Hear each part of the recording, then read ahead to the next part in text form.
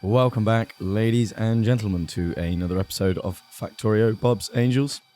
I'm having such luck with recording. I just did almost a 20-minute take and realised the phantom power off to my microphone was off. Very stupid. Didn't realise at the end. What an idiot. Anyway, welcome back to episode 31. This episode, we're going to do a bit of biter killing. Not the 2 hours I'd hoped for, because it turns out I don't have as much time today as I thought, and plus I've just gone and cut up the whole recording. So we come and grab some ammunition and some more turrets. In between episodes I have done a few things which I'll talk about throughout the episode. The first one being what we're looking at now. I laid out the rest of the things needed for constructing the sorting area. So hopefully if this trickle of iron increases, this will all get produced while we're off biter slaying. I also noticed I forgot to do wooden chests for warehouses. There is a bit of wood in the network. I need to change the wood warehouse into a passive provider, because I don't really like putting wood on the bus. I don't really use it that much late game, so as long as it's accessible, it'll get built eventually. I'm not in any massive rush for that. The other thing we've done, which we have a look at here, is place or the most basic of miners across the entire of both the bobmonium and rubite patches. So as they deplete, they'll automatically get taken away by the construction robots. And I'm using the lowest tier because I'm not really that bothered about how quickly it gets mined, so long as it gets cleared away, so we can use that area. And so I'm not massively fussed how quickly it gets mined, just as long as it gets rid of it fairly soon. And the bots will clear that up for me when it's all done and dusted. Another thing we looked at just before the miners there was the steam, because it's doing this weird fluctuating thing where it's just switching on and off really quickly, which is a bit weird. To begin with, I thought maybe that's an issue where accumulators sit at a certain amount, but then I thought no, it can't ever really sit at that point like that, I don't think, unless it's got to be really specific to the amount of power produced by the steam engine. But I later realised the real problem. We'll also get to that as well. So we want to clear this area up to the little bottleneck. We'll actually save ourselves some turrets if we move up to here, because it's less surface area than that whole strip just to the west of me. So if we can get that little gap between those two lakes just north of me cleared and filled in with the new block method, which seems to stop any spawners from getting through, and they're a bit more capable of large groups coming at them because the turrets are a bit more condensed. And then we'll just build a line down south to sort of, I think it ends just past the steam. So it'll get these guys away from the seek and destroy area of the sorting area while we sort that out. And gets a bit more land claim for ourselves. So we work on that. But one frustrating thing about doing that 20-minute take is I can't remember half the things I came up with to talk about while doing it. I like having it as the first take. I don't sort of write much down. I have some bullet points, but there are also things I've realised are worth talking about while I'm doing it, so I was quite annoyed. But that's the last I'll hopefully moan about it this episode. I won't let it get to me. We'll just get on with doing this episode. But we're not far off getting the factory up and running at a really nice rate now. One of the other things I've done between episodes was take the reading of different ores up and into the sorting area, so we can start adding circuit conditions to control what kind of sorting we're doing and when. I still don't have a clue where I'm going to put what values to try and get the best result, but I'm sure I'll work it out over time. If anyone has any obvious suggestions, they would be extremely welcome. So I've never really tried it before, so it is something I would like to have in the factory, because it was a bit of a problem in my last playthrough. I relied too much on the miscellaneous sorting, and didn't have any circuit conditions, and certain ores just built up far too much and kind of broke the system. So we don't really want that happening. We'll work out some sort of method and see how it goes. We're carrying on with this biter pushing, usual standard Mark II sniper turret pushing. You've seen quite a lot of this now, so there's only so much I can say about that. Yeah, once the sorting area is up and running and we get some specific ore sorting going as well, where we combine crushed javolite and sapphirite for iron ore, for example. There's also the copper method, and for all the other ores. We'll probably rely on that quite a bit. But yeah, so another thing I've done between episodes is just extend the bus so that various items required to build that area are now in the logistic system. One thing I've noticed about the playthrough just there is I used the termite bots completely in the wrong place, and there's also a worm I missed, which I completely didn't notice and walked into the range of it, and it got me at least once, but luckily it's not strong enough to kill me completely. So we get the block type turret method going for the gap there. That should at least prevent any spawning groups coming through as they try and sneak between the middle. Both sets of turrets range sort of either crosses or reaches each other, so there's no point where biters can sort of slip through. Apart from that one, I don't know where he came from. Hopefully he came from the east and not down from above us, because my faith in that area is a bit strong. I do come and clear these turrets out, hoping that they're not needed anymore, because there's only so many turrets we have to throw at defences until we're just moving defences forward and we're not having to put many more turrets in. So picking up a lot of those turrets will be something I'll get done in between this and the next episode. I think I'll add it to my list of stuff to do, because there's no point watching me tidy up messy things. We want to get the factory running and get it producing. So we continue to push these groups across, which are quite easy to do because they're a lot smaller. These are within the large starting area. So yeah, these haven't had a chance to grow yet. I believe they gradually expand once they've been established. So they're nice and quick to destroy, like that one. Took no time at all. I also missed some worms there, which is a bit odd because I'm sure I walked down that way, which is why I walked straight back into them. And we start to get to the point where I'm happy to put the new line in using the block of turrets. There's just a couple more bases we need to deal with. But we do start placing the block out here and sort of roughly draw a line around here. We deal with this other base as well because it's a bit close. It's always nice to push them back more than we need, and then they can just establish up to a certain point and we get an idea of where we're okay up to. This will also take them out of any pollution that's produced if steam kicks up again, and the rubite and bobmonium mining, because that will produce a bit. But there are a lot more trees around here compared to the sapphirite, so it's not going to get anywhere near as far from the base. Excuse me. We also ran out of our tool just then, but luckily we've got enough of the deconstruction nanobots to dismantle the last of those. Luckily we're at the end of our session of clearing for this particular bit, but we do some more biter clearing up in the north.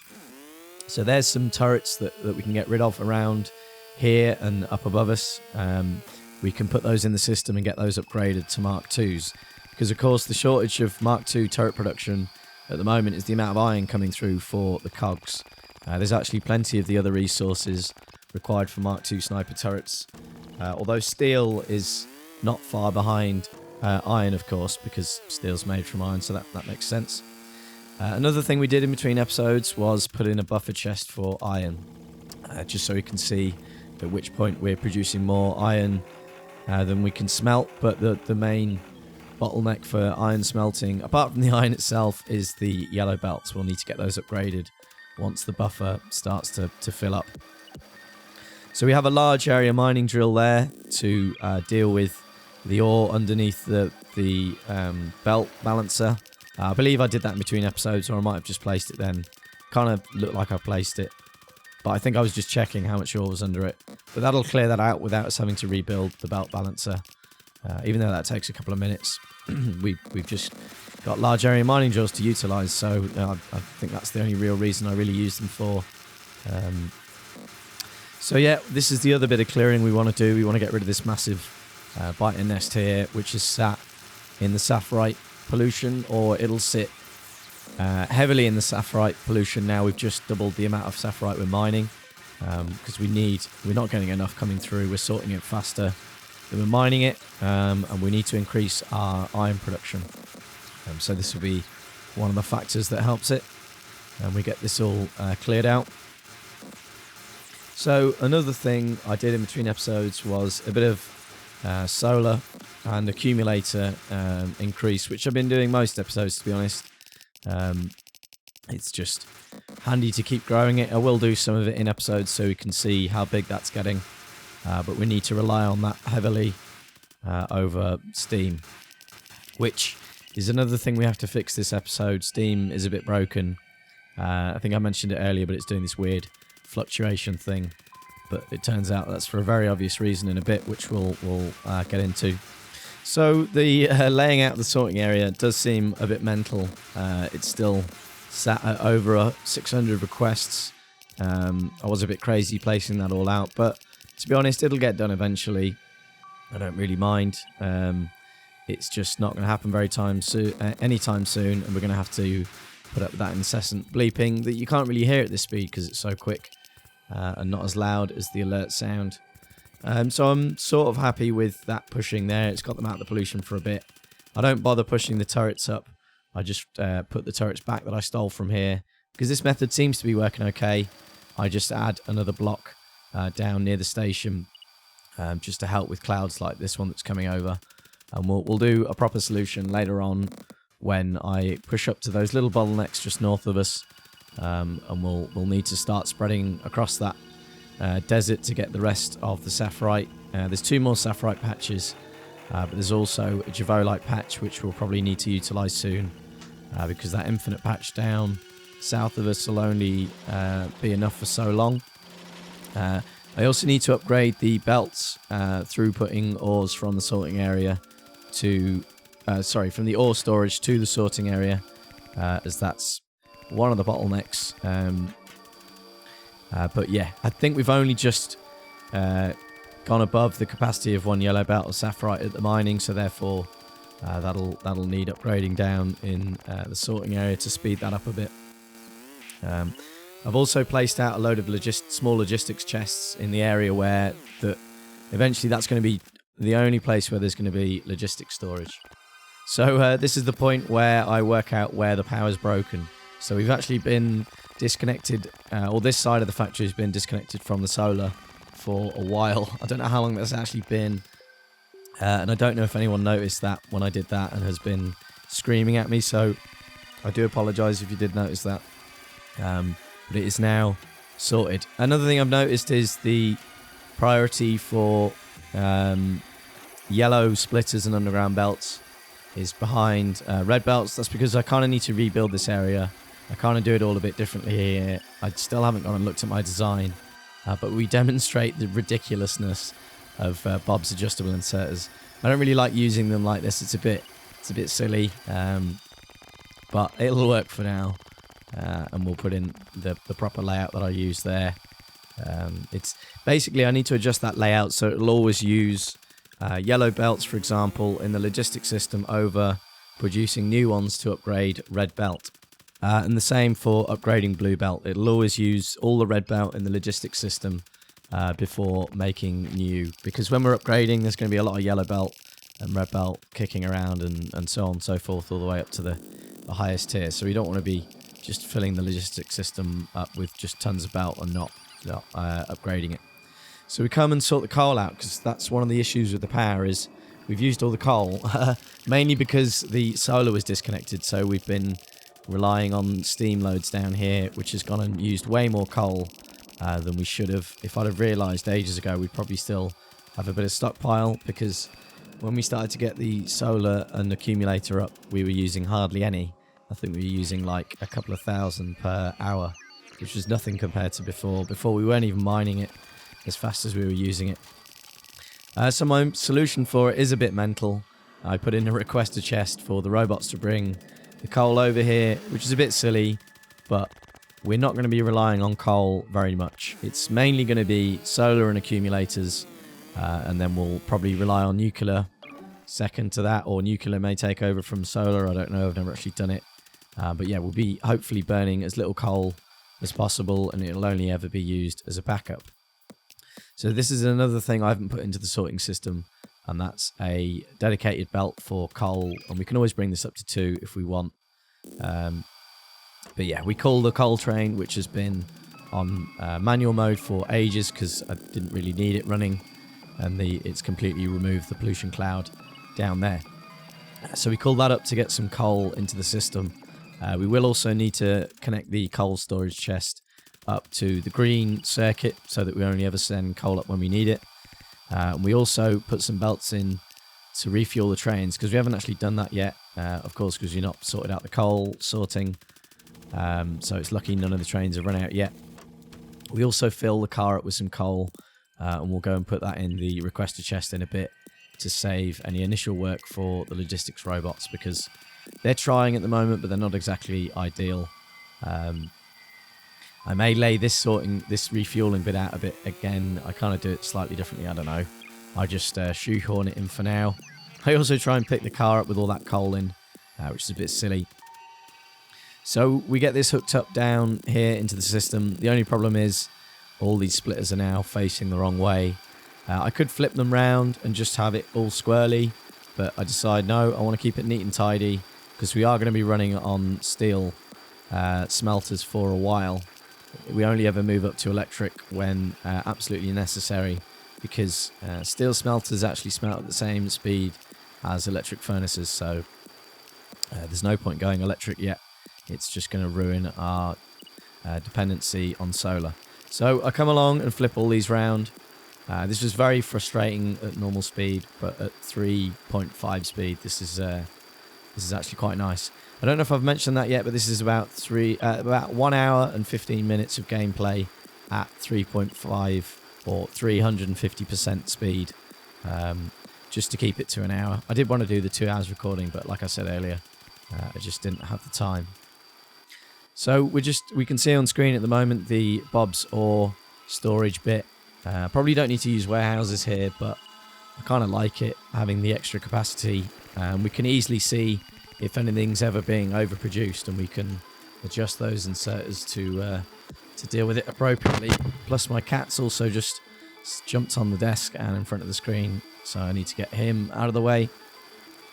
But look at that, there's a lovely full yellow belt of iron coming through, so we're not far off needing to upgrade these to red belts. I do prematurely start thinking about doing it, but the issue is not the throughput of the belt, it's still the sorting. But instead of doing a red belt, I might as well get these up to 4 yellow belts before we start doing red belt. I don't know if that's slightly more efficient, but 2 yellow belts equals a red belt, I believe, so might as well get yellow belts down first, just to fill everything out so it looks laid out the way it's going to be. I also come up and have another mess around with the circuit conditions, because it's not quite right. It's still not going to work because we've got the input saying enable if less than 1k in the warehouse, and then the output to go to crystal sorting says enable if greater than 1k, so that's never going to work. I don't notice that until after the recording, but I have now sorted it before I came to do the commentary, so that is up and running.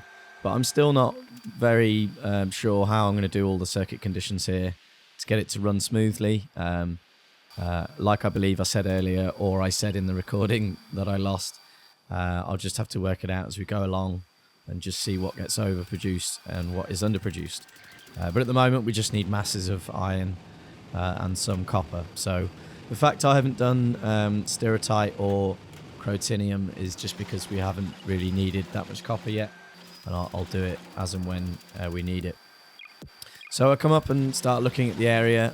I don't know why I placed a few things, but as the blueprint was all taken from the sapphirite, we are going to need to reset each of these facilities.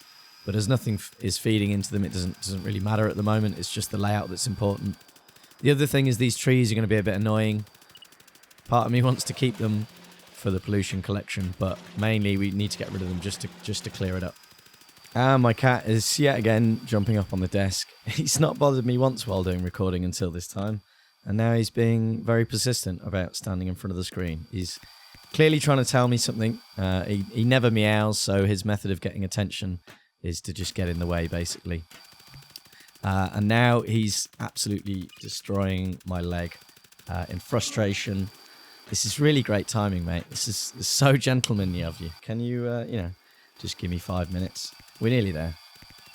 So anyway, we need to really give the base a chance to finish building this area. It's a pretty barbaric move by myself. It's a bit over the top, but you know, once it's done, we'll have all those things and we can request them whenever we want. And if we place out more sorting areas, they'll always be produced by the factory.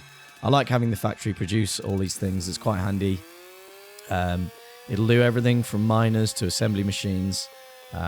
But as we need those things, we'll get it all set up. Yeah, I mentioned it earlier, but I did set up a lot of those assemblers in between episodes. So we come and just finish the episode off with placing a bit of solar just to keep expanding this and just to show you guys how big this area is getting. The solar panels are getting ahead of the accumulators because I believe this ratio isn't exactly great. I need to work out which we're lacking. But yeah, we're sort of on the edge here. I think, yeah, as we look at the power here, it's just turning to night, so the solar is dropping. We could probably do a bit more because the accumulators still aren't full. And then we come up and just check the power as well, just to make sure that glitching isn't happening. But I believe that was down to the fact that there was the disconnection halfway through the factory. And we just saw the second row switch on there as we go to nighttime. And we also removed some of the turrets. And it turns out these miners aren't actually in the logistics system. It's right on the edge. So I have to manually pick those up. But that's going to be all we have time for this episode. Thank you so much for watching. I do hope you have enjoyed. We'll work out what we're going to do next episode. But for now, bye-bye.